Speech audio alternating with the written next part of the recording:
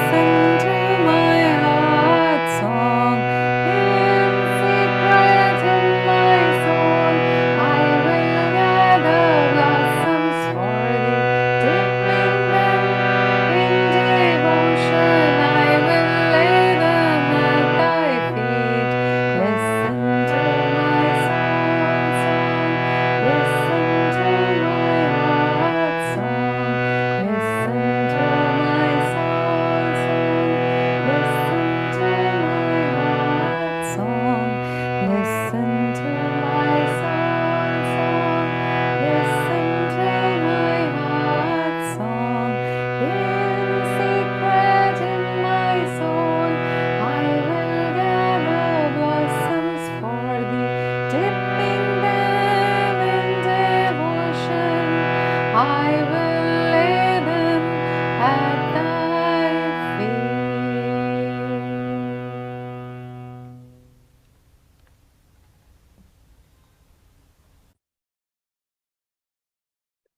Let's take a few moments in silence and offer the flowers of our energy, of our focus, of our heart's love, the flowers of all our desires, past, present, and future, the flowers of all our karma, good and bad. Let us offer all these flowers with love, with surrender, and in wisdom at the feet of omnipresence. May God, our Father, our Mother, our friend and beloved, receive these flowers and make us one with Him.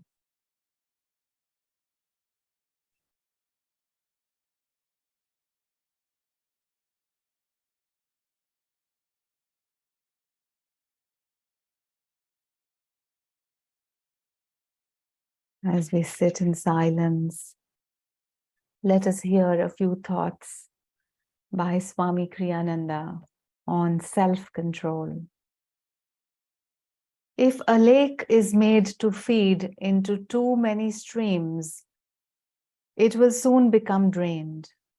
Similarly, if a person's heart energies are fed into countless streamlets of desires, he becomes drained, eventually of even the power to feel. Sated with pleasure, he grows dry, blase, and indifferent to even the greatest wonders. The sensualist imagines that by giving up his pleasures, he would renounce happiness. But in fact, the more one restrains his senses and learns to live in the peace of the inner self, the more he finds himself glowing with happiness, good health, and a radiant sense of freedom and well-being. Let us do the following affirmation. I am strong in myself. I am complete in myself. The joy and perfection of the universe await discovery within my inner being. I am strong in myself. I am complete in myself. The joy and perfection of the universe await discovery within my inner being. I am strong in myself. I am complete in myself. The joy and perfection of the universe await discovery within my inner being. Mentally follow this prayer.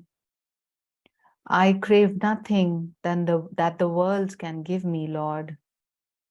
O infinite perfection, make me one with Thee. Om.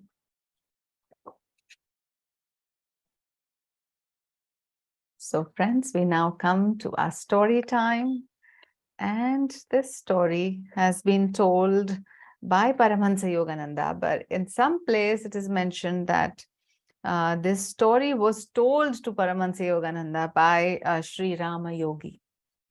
And it's a small story, and I think we've heard it, but it's always helpful to read these stories again and again to grasp the real essence and meaning of the story. The title of the story is One Step at a Time. A young disciple was sent by his guru to gather wood for the kitchen from the village. The disciple performed this task day after day with one-pointed devotion, never considering how even the years were passing. One day he dropped a fresh load of wood onto the ground in the ashram courtyard. A little tuft of hair on his head got caught between two logs and was pulled out.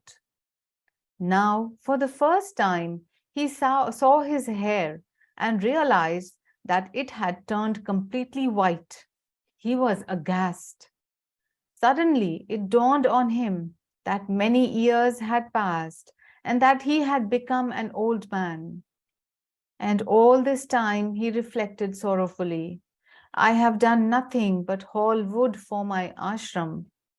I haven't learned any of the great truths for which I came seeking. I haven't attained any of those high states of consciousness for which I longed so deeply. All I have done has been to carry wood, which my guru asked me to bring from the village. Thinking these thoughts, he began to shed tears of sorrow. At that very moment, the guru rushed out of the house. Hastily, he stretched out his hand to catch the first teardrop as it fell. Don't you know, he cried lovingly, that if any tear of sorrow from such a great soul as you were to fall and touch the ground, the people throughout this countryside would suffer famine for years to come. Dear one, don't weep. Do you not yet realize that you have attained by your years of single-minded service? After uttering these words, the Guru touched his disciple on the forehead.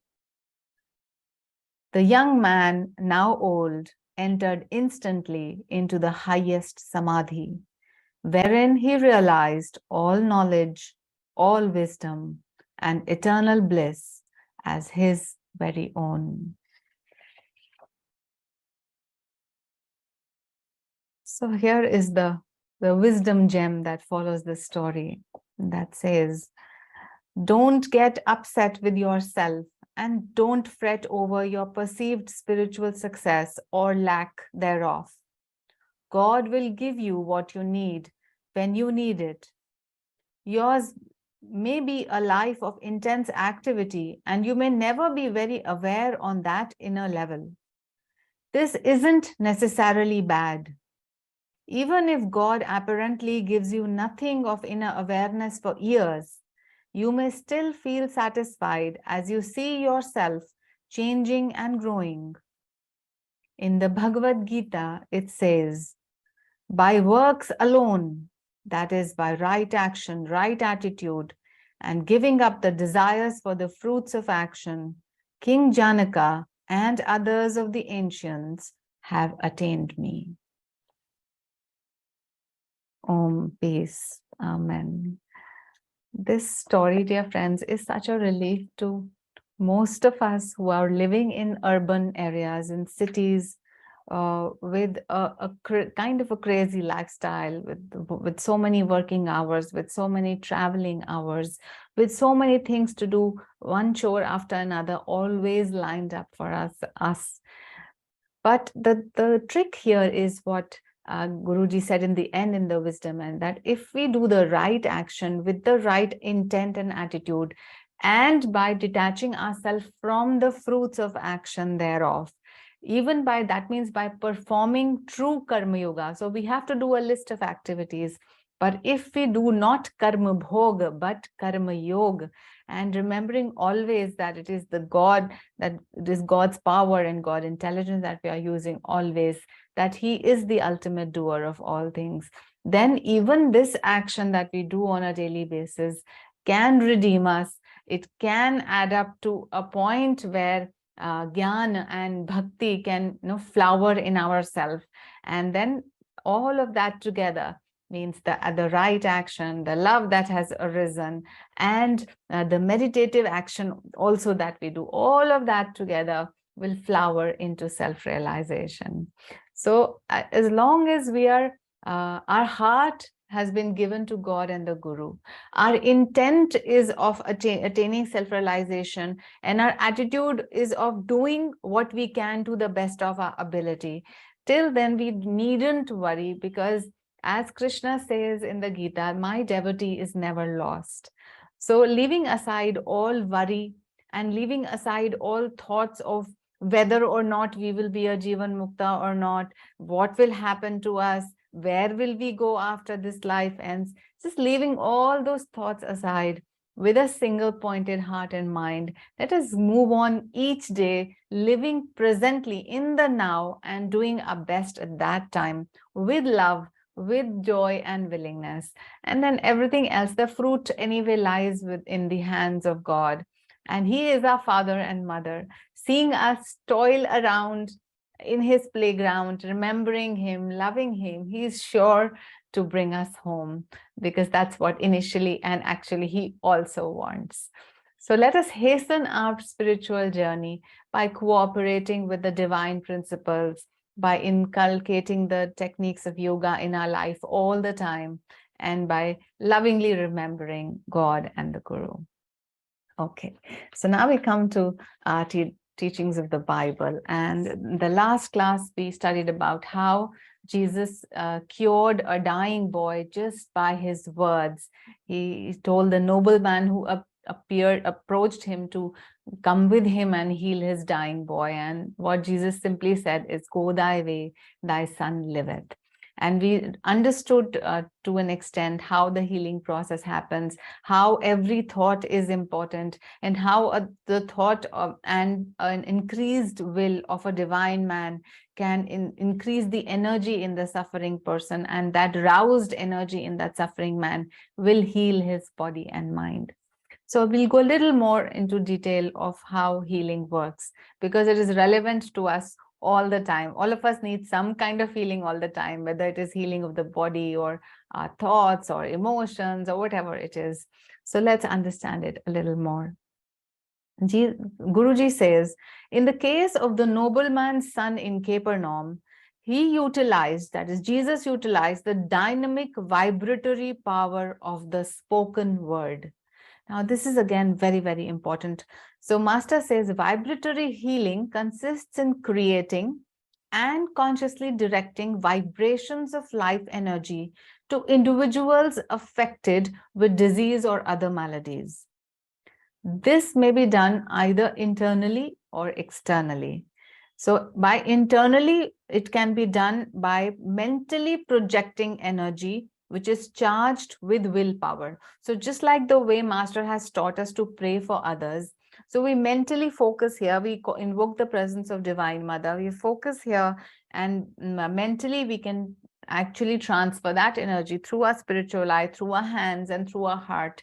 We can send it to the diseased person. So that way internally we are focusing and then we are projecting. The other way is by externally. Externally how? By vibrations of chants, by intonations of the human voice, by enlivening words, phrases, and affirmations that are impregnated with super consciousness. So bringing this down to a very simple level, when you are speaking to a person, the quality of your voice, the words that you are speaking, and how charged you are with super consciousness, means how meditative you have been, actually determines the throw of energy that goes out with your voice. So you can, even in a difficult situation, if you use positive words, if you use words which are pleasant, if you use words that carry the power of that consciousness, they are going to bring about instantaneous healing. Now, all those who chant or who sing know that if they are suffering from restlessness or moodiness, if they sing one of Master's chants or if they sing Swamiji's songs, by the end of that singing process, their moods have gone, their restlessness is gone. So they are kind of healed from inside. All of us have tried this. So this is the way how outwardly that vibratory power of healing happens. So you can use Master's chants or Swami's songs or music to heal yourself.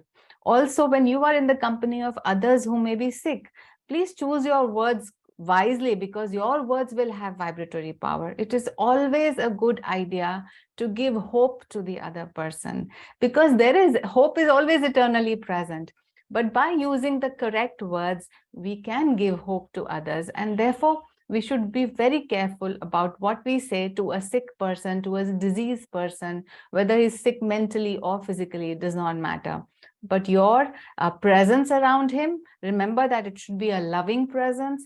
Know that you can consciously channelize the healing energy of God through your own presence, as well as the voice, the speech that you use, the words that you select.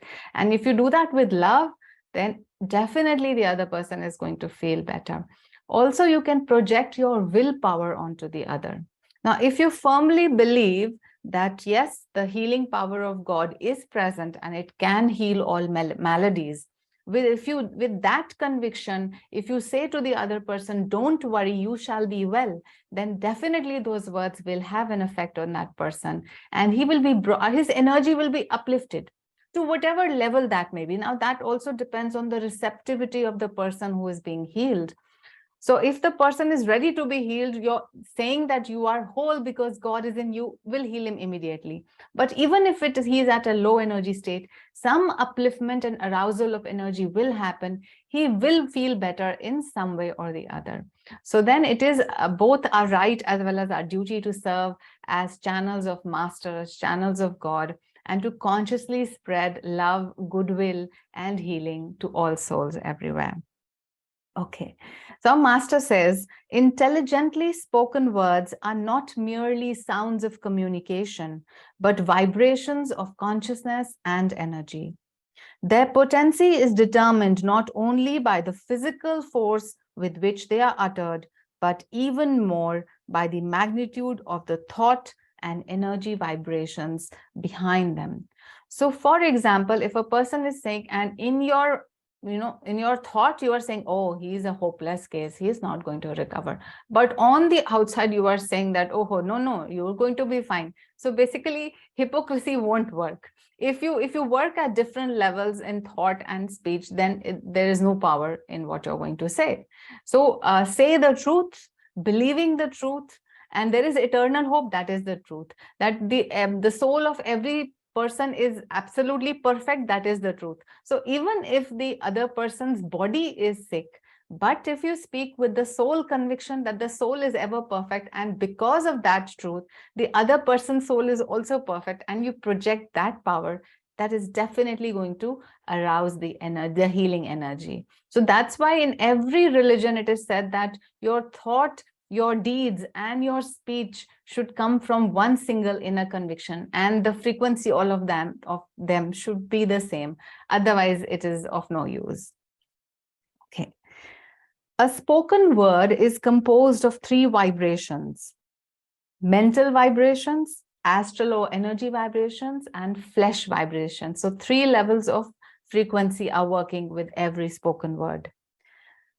Thus, Master explains it in detail. Let's hear it out. Thus, the vibratory sound of an utterance such as "Thou art peace" has behind it, number 1, the vibration of thought that initiates the act of will.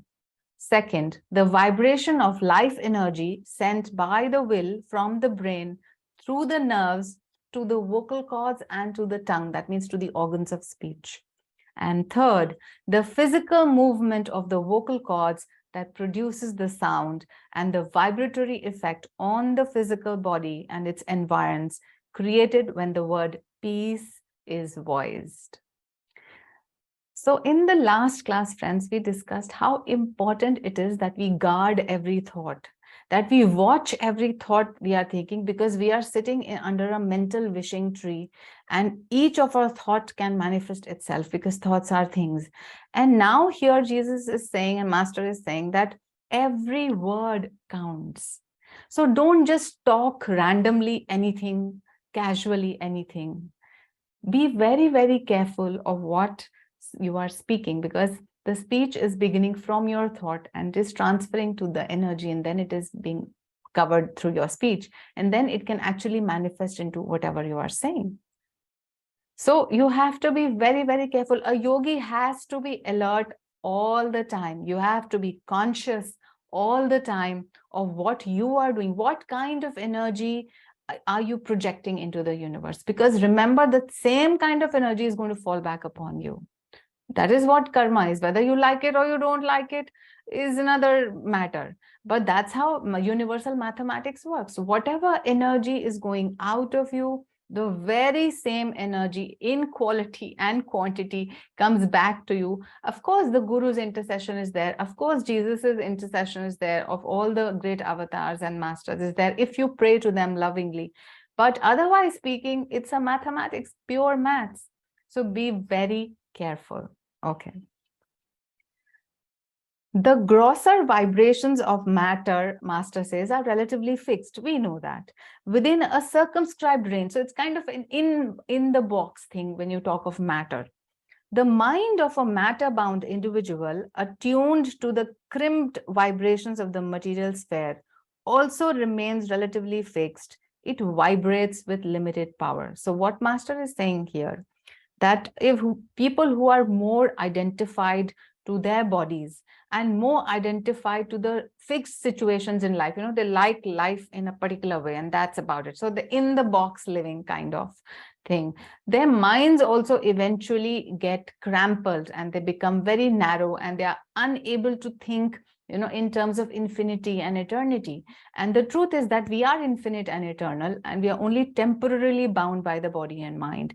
So we must always be in an expansive mode. We should allow ourselves change. We should not resist change in our life. We should allow ourselves to experience new avenues and expand ourselves lovingly, so that once our mind is expanded, then the self, of course, which is beyond the mind also can be experienced easily. With a narrow mind, it is difficult to experience the infinite self. But with an expanded mind, it is easier to experience the self, which is always infinite and omnipresent. Okay. Master says the mind has infinite elastic power. So no matter how much you stretch it, it will not break. So that's what he's saying. The mind can also be made to think of infinity. It can be made to think in beyond time, in terms of eternity.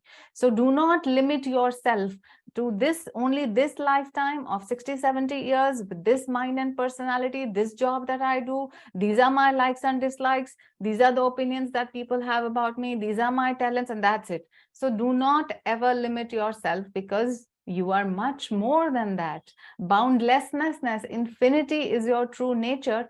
And the more you affirm it, the more you live it, the more the self will be more apparent to you. By spiritual techniques that develop concentration and willpower and expand the consciousness, the matter-habituated mind is released from those constraints to vibrate at a finer rate, in tune with the astral and causal vibrations of God's creative activity, and ultimately with the Creator himself. When behind the spoken word is the word of God, the vibration of God, that means not only do you just speak for the heck of speaking, that okay, God be with you. For those saints and masters who do feel their oneness with God, so when they speak a word, it is actually coming from the consciousness of God. So try to do that. The more we meditate, the more we are in the consciousness of Christ and cosmic consciousness, that power will continuously flow through us. That same energy will be there. So whenever we speak, then that same power will be channelized through us. So it has to come from a conviction of depth, that yes, we do understand that we are children of God. So just by parroting, it won't help. So first feel in yourself that you are a child of God. And once you feel in yourself you're a child of God, then start to channelize that power, that conviction, that love to others. And once all those who firmly believe that you are a child of God, you are already redeemed in a sense. Means if you know that God is your father and mother, then you know that you are ever protected, that then you are sure that God is going to bring you home. And there is a loving feeling in your heart. You're always joyful. And that means you have the power of God in you. The fact that you can remain joyful in difficult circumstances, the fact that you carry a sense of calmness and peace around you, the fact that you realize that you're a child of God means you have the power of God running through you. Now then comes the time when you use that power consciously to help others, to uplift and to heal them. Okay. So now we go forth with the reading of the gospel. So we are in the Gospel of John, chapter 5, verses 1 to 6. First we'll read and then we'll try and understand Master's words on this. After this, there was a feast of the Jews, and Jesus went up to Jerusalem. So basically, we remember last time he had traveled from Judea, he had come to Galilee, and there is where he had found that nobleman who had asked him to come to Capernaum. But he had blessed the child from afar. And now he is going back to Jerusalem because there is a feast of the Jews. Now there is at Jerusalem by the sheep market a pool which is called in the Hebrew tongue Bethesda, having 5 porches.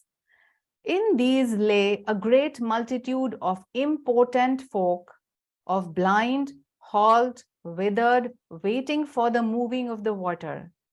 For an angel went down at a certain season into the pool and troubled the water. Whosoever then first, after the troubling of the water, stepped in was made a whole of whatsoever disease he had. And a certain man was there, which had an infirmity 38 years.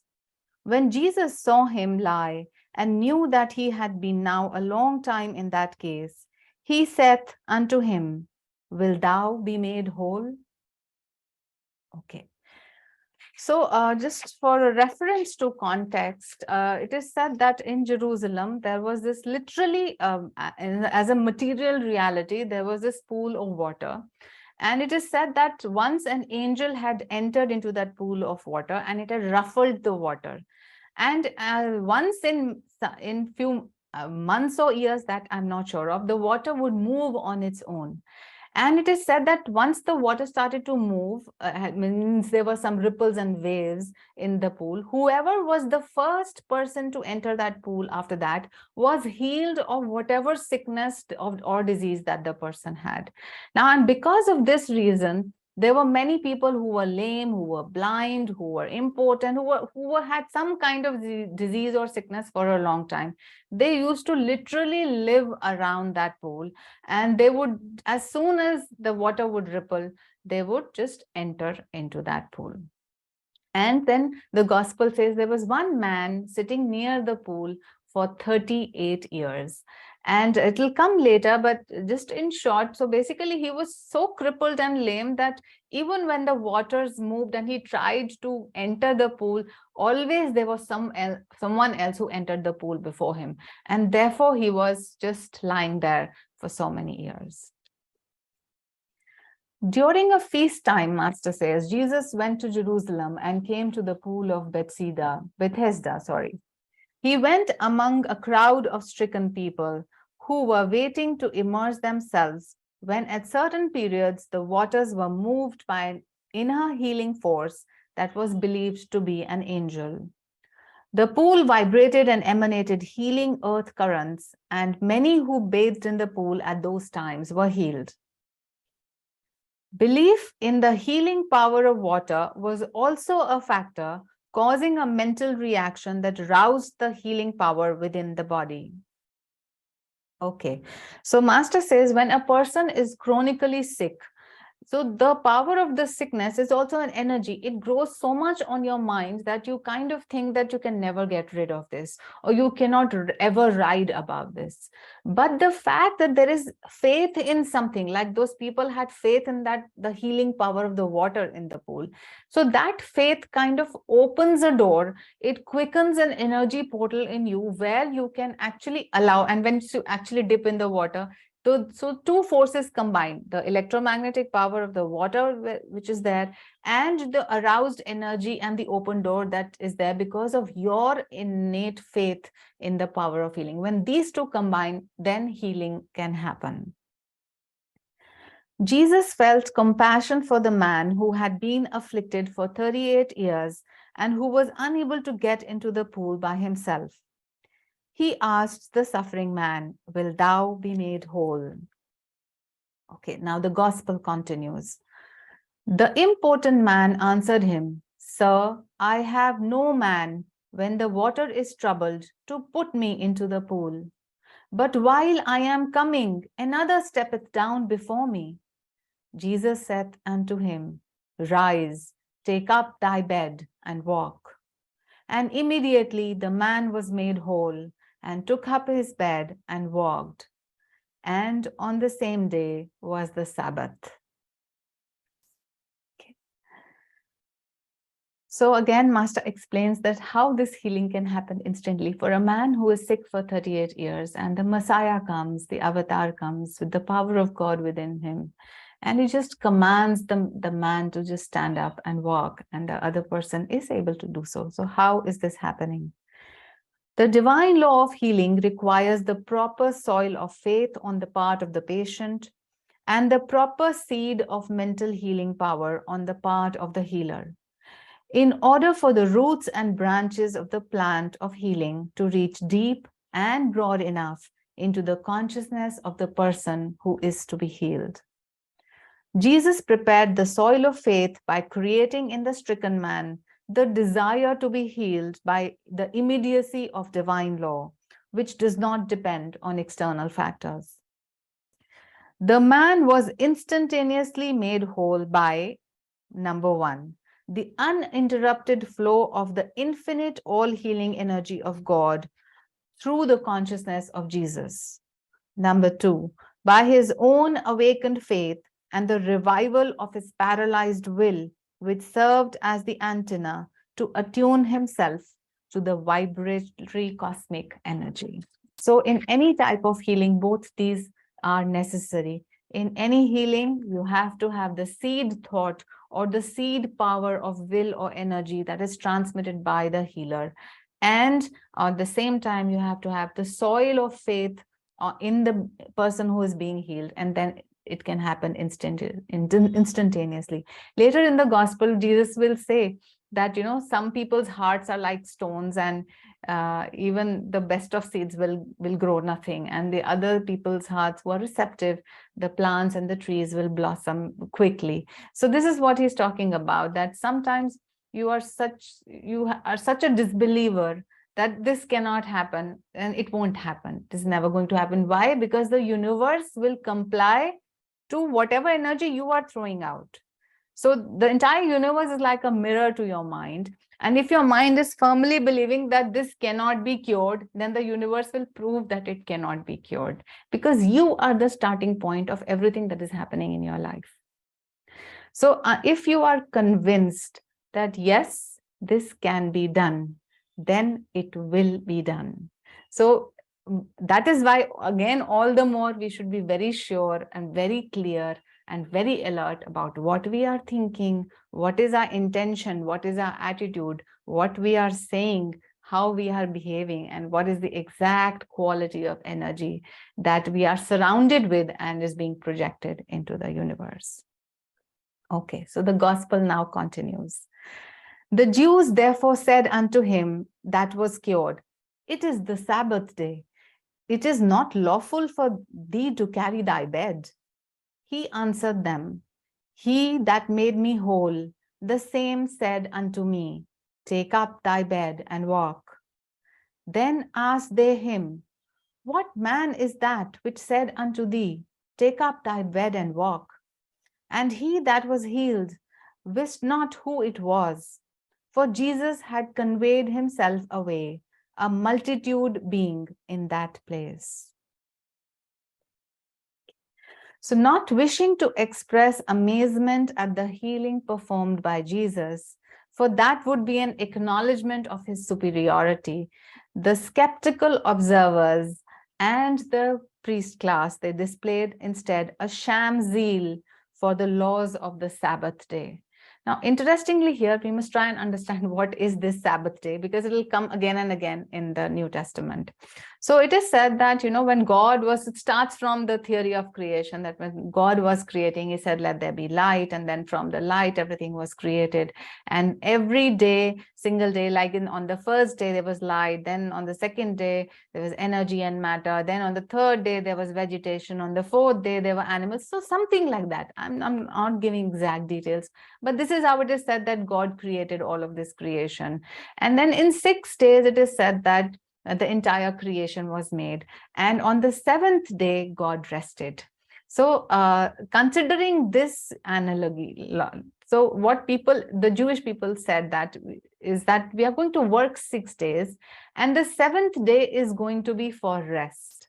And that 7th day of rest, actually, what it means is that for 6 days, you take up material activities for the sustenance of the physical body, your family, and your social responsibilities.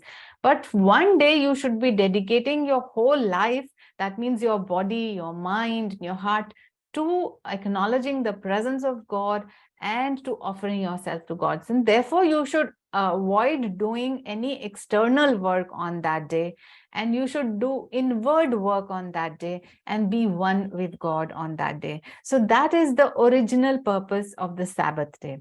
But as we know, all spiritual things eventually get wound up with material laws, and they become strict rituals which lose their meanings completely. And that is what had happened by this time, because it was the Kali Yuga, as we remember. It was almost the peak of Kali Yuga, and people's understanding was completely riddled with, material possessions and only materiality. They had no idea of energy, magnetism, and spirituality. So because of that, the rituals were so formed that on the Sabbath day, nobody is going to do any work. Nobody will cook. Nobody will even lift up an instrument. They will not lift up even their beds. They will just leave everything as it is, and then they will take up the work the next day. So it was kind of unlawful, according to the laws of the land that time, to work on Sabbath day. So that is the background. And so now the day this person along the pool who was healed, it was the day of the Sabbath. And since people they were not able to understand the power of Jesus and did not want to acknowledge that he has superior power to them, they were just shaming the fact that, oh, he has done something on Sabbath day, which he shouldn't have done. So that's all they could talk about. Okay. So another line from the gospel as we proceed says, afterward Jesus findeth him in the temple and said unto him, behold, thou art made whole. Sin no more. Let a worse thing come unto thee. So initially, Jesus, after having healed that person, had simply walked away from the pool area because there were many people standing there. And we know that Jesus was not looking for fame. So he just walked away from that place.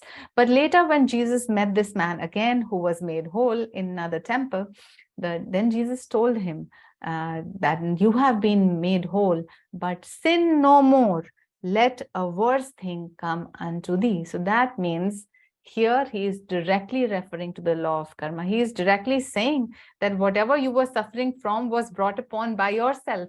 And if you sin again, then a worse fate than what happened to you can happen to you again, and will wait for you if you sin again. And that's what Master says. Now let's understand Master's explanation of this whole episode. Jesus was warning the healed man that his sickness had been the result of his own prenatal actions from past incarnations, as well as postnatal evil behavior of his present life. And lest he succumb again, he should not persist in his sinful ways. Jesus was pointing out the importance of freeing one's power of independent action from the influence of the tendencies of past wrong actions. Traces of past evil lie hidden within the consciousness in the brain, potentially ready to be roused by a stimulus of fresh misdeeds. Those malevolent tendencies can instead be eradicated by the electrifying force of newly acquired wisdom. Okay, so what he's saying is that whatever actions we have done in the past, we don't remember in past lives what we have done. So if there must have been some evil and there must have been some good. So whatever we have done, that is stored in our subconscious mind. So the evil tendencies are also there. We know the Kauravas are there inside us. And whenever the outward circumstances are favorable for the sprouting of evil tendencies, they can sprout up immediately. So what is the best thing to do at such a time is this, in fact, all the time, is doing karma yoga. So again, if our actions are in alignment with God, or we are offering the fruits of action to God, to whatever we are doing now, that can offset the result of past karma that is coming to us. If we have a firm belief and faith that yes, God is the doer, He is in charge of our life, and then whatever we do, we offer it to Him, then whatever effect is coming, that will be mitigated. You know, as Ma Sharada would say, that if you're a devotee or a disciple, and if it is your karma to break a bone, all you will get is a scratch. So remember that, though those effects may come, because the energy gone out of us has to come back to us to fulfill the mathematics of the universe. Yet it can be mitigated, and yet it can be just a scratch. But we should remember that the tendencies of the past evil actions may be stored up in our subconscious minds, and consciously, therefore, if we perform every action in tune with karma yoga, and all the time if we are offering our love towards God, that means we are practicing bhakti yoga, and in our highest wisdom we are contemplating on the fact that we are pure souls, always infinite and eternal, and at the same time we are practicing Raja Yoga, means we are doing our meditations regularly, then when all these four powers will combine, then no karma can actually touch us. So because our hearts are going to be set free, so even when bodily sickness comes because of whatever previous actions, we are going to be much above that, and we are going to be free. We are going to feel that infinity within us. We are going to know the truth. Thou art that I am He, I am Spirit. Aham Brahmasmi, Shivo Aham. So once we know that I am of that infinite essence, a child of God, then whatever troubles do come in this lifetime, they are just like, you know, a little scratch as compared to what could have been a fracture. Jesus clearly signified that the consequences of sin, as also the rewards of virtue, do not come from unknown causes or from a decree of God, but are the result of human wrong or good actions, the law of cause and effect, which governs the life of man. Persons who do not lead scientifically discriminative lives ascribe good fortune or misfortune to an insurrectible, whimsical destiny. This irrational quirk, in some strange way, seems to offer comfort in its false sense of irresponsibility. So, anytime and every time we just blame the universe for doing wrong to us in whatever way, we are actually, Master says, being irresponsible. We are refusing to claim responsibility that some of this energy, or all of it, mathematically speaking, has somewhere gotten out of us. That somewhere in some lifetime we have started this energy circle, which is now being completed. So the truth that the sooner we accept the law of karma, and it is an all or none, either you accept it fully or you negate it completely. No use negating it, because anyway it's a law, it's going to work the way it is. The sooner you accept the law of karma, the better it is, because now you know that you are writing the book of your own life. Every page is being written in your own handwriting. So yes, whatever is befalling today may have been because of a past wrong, which we do not even remember, but every tomorrow is being decided by my today. So I better be careful of what I am writing on my book of life. Am I thinking correctly? Is my attitude right? Is my intention right? Is my speech right? Is my relationship to others bright? And am I able to love others and forgive others? Am I spreading joy into the universe and giving joy to myself? Then all of the past can be forgotten and negated. So remember always, in the Shiv Puran is also written, those who do not believe in the law of cause and effect are ignorant, they are denying. And those people who do understand that every action is going to have an effect, those people have reached a level of wisdom, because then they can actually change their life the way they want. Okay. Master also says that this misconception of, some destiny should be courageously renounced. It takes a lot of courage to accept responsibility for a life.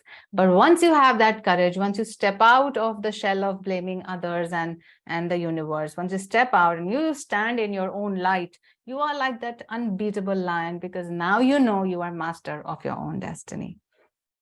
Instead of mourning over one's fate and blaming destiny, one should adopt discriminative good behavior, which will mitigate and counteract the effect of past evil doings. In this healing incident, Jesus pronouncedly makes every man responsible for his own suffering. It further points out that not only is man's life governed by the law of action, but that reincarnation alone can explain the inequalities and the seeming injustices that visit human beings from their birth.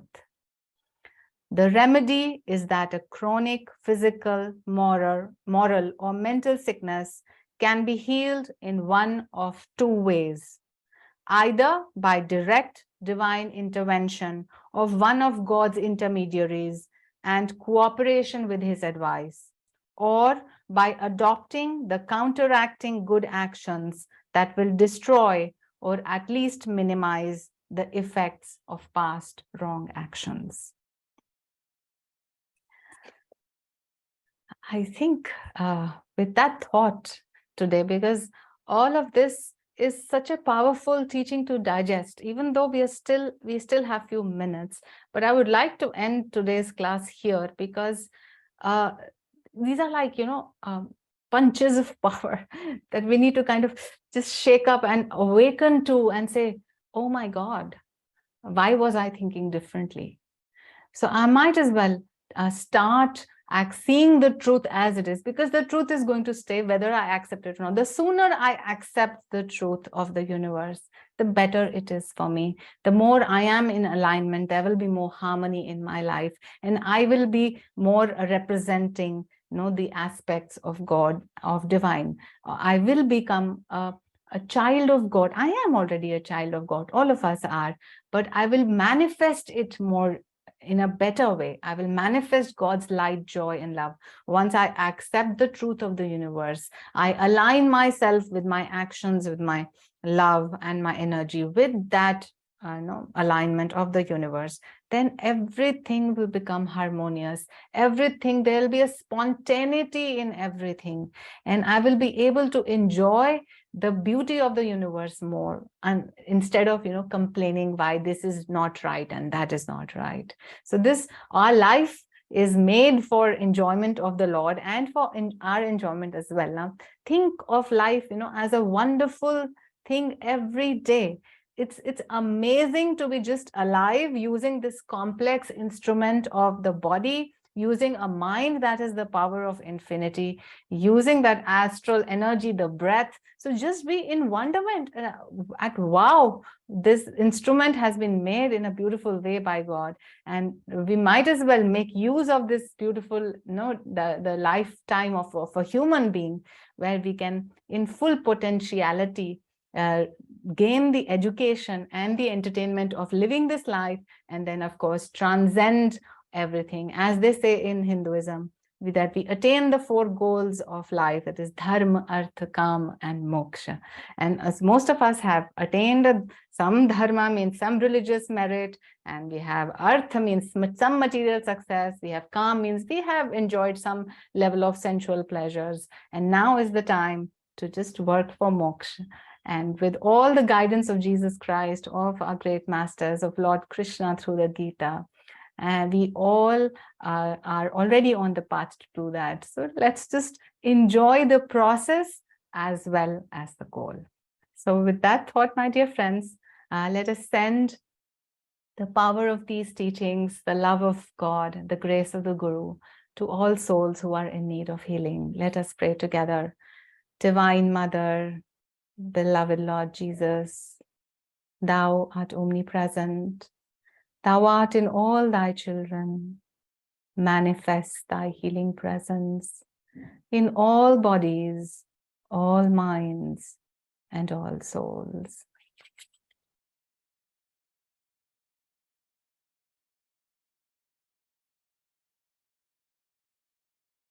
Oh,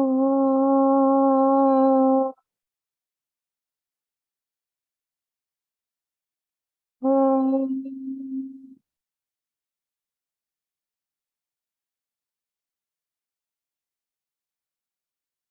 oh.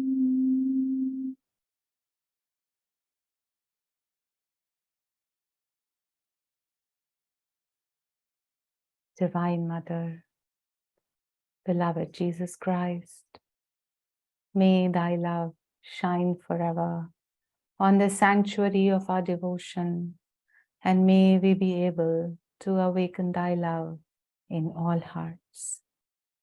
Om Shanti, Shanti, Shanti.